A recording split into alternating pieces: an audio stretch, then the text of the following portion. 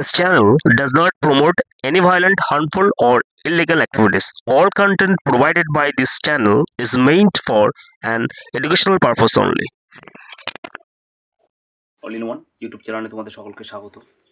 তো বন্ধুরা, আজকে তোমাদেরকে আমি একটু ভাঙড় বিধানসভায় যে খবর বা কী হচ্ছে ভাঙড় বিধানসভায় সেটা নিয়ে আলোচনা করব।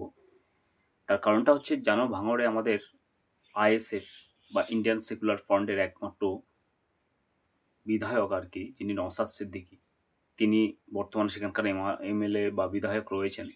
তো তার রাজত্বে কিন্তু সেখানকার যে পরিস্থিতি খুবই ভালো চলছে। তিনি সাধারণত মানে একটা ঘরের ছেলে নয়, তিনি পীরজাদা ঘরের সন্তান, এবং তার যে উত্তরসূরিরা তারা কিন্তু ভারতের স্বাধীনতা সংগ্রামের সঙ্গে কিন্তু যুক্ত ছিল। বন্ধুরা, সেই ঘরের সন্তান আজকে কেন রাজনীতিতে নেমেছে, এই প্রশ্নটা সবার মনে আসে এবং আসারও কথা। দেখছি চারদিকে যখন রাহাজানি, খুনাখুনি, সমস্ত কিছু, মানে আমাদের এই ওয়েস্ট বেঙ্গল বা আমাদের যে সোসাইটি যখন ধ্বংসের দিকে এগিয়ে যাচ্ছে, তখন সেখান থেকে পরিত্রাণ দেওয়ার জন্য তার রাজনীতিতে আসা, তাছাড়া আর কিছু নয়।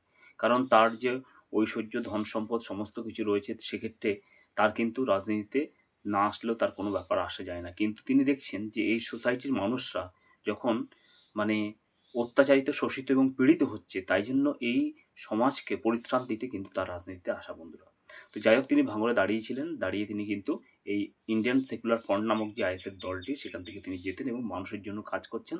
প্রত্যেকটা সাধারণ মানুষের কাছে একদম ঘরের ছেলের মতো তিনি মিশে যান।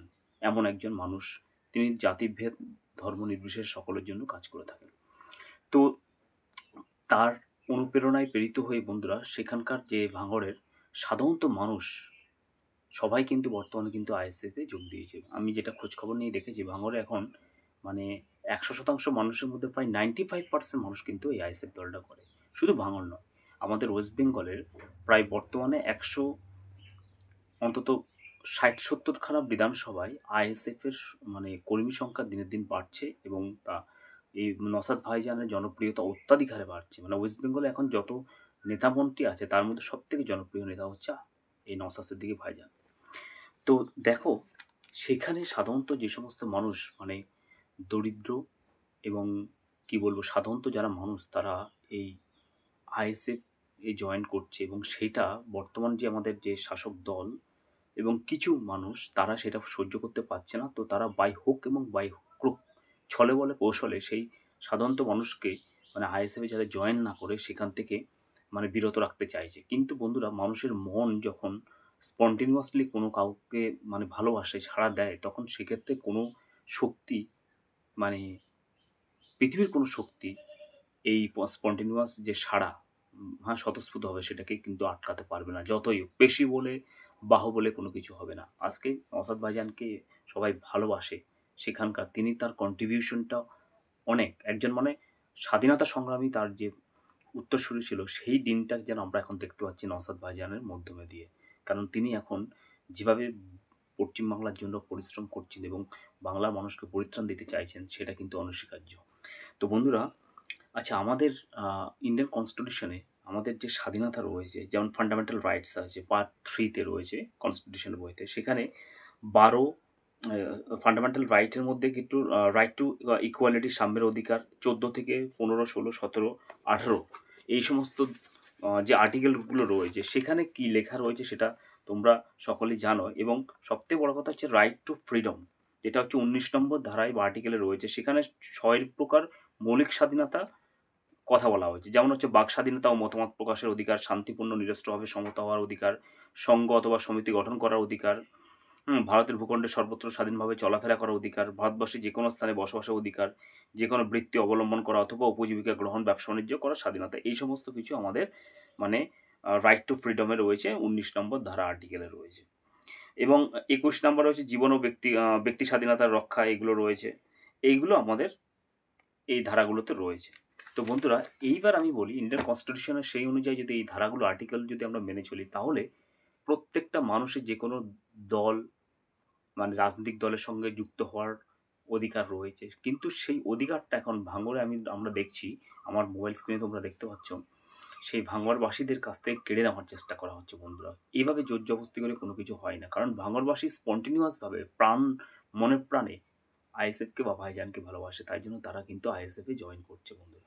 শুধু ভাঙড়ে নয়, আমি বর্তমানে দেখছি, তো আমি দেখো কোনো রাজনীতি হয়ে সাপোর্ট করি না, কিন্তু যেটা বস্তু মানে দেখতে পাচ্ছি সেটাই বলছি। কারণ প্রায় 170 থেকে 80খানা বিধানসভায় পশ্চিমবাংলায় বর্তমানে আইএসএফের কর্মী সংখ্যা যথেষ্ট পরিমাণে সেটা কিন্তু হয়তো কাউকে ভয় দেখাচ্ছে, ভীতি প্রদর্শন করছে, তাই জন্য তারা ভাবছে যে তারা ক্ষমতায় আসতে পারবে না, তাই জন্য কিন্তু এই আইএসএফকে দমিয়ে রাখার একটা প্রবণতা চলছে ওয়েস্ট বেঙ্গল জুড়ে। কিন্তু সেটা কখনো হয় না, কারণ মন থেকে যারা কেউ ভালোবাসে, তো সেক্ষেত্রে যতই দমন পীড়ন শোষণ করা হয় কোনোদিন নিয়ে করা যায় না বন্ধুরা।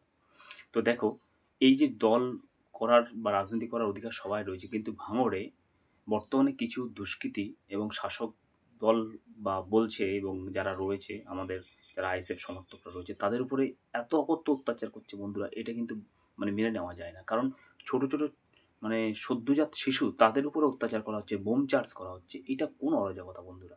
তাহলে আমাদের তো যে কনস্টিটিউশন রাইটটাকে ভায়োলেটস করা হচ্ছে।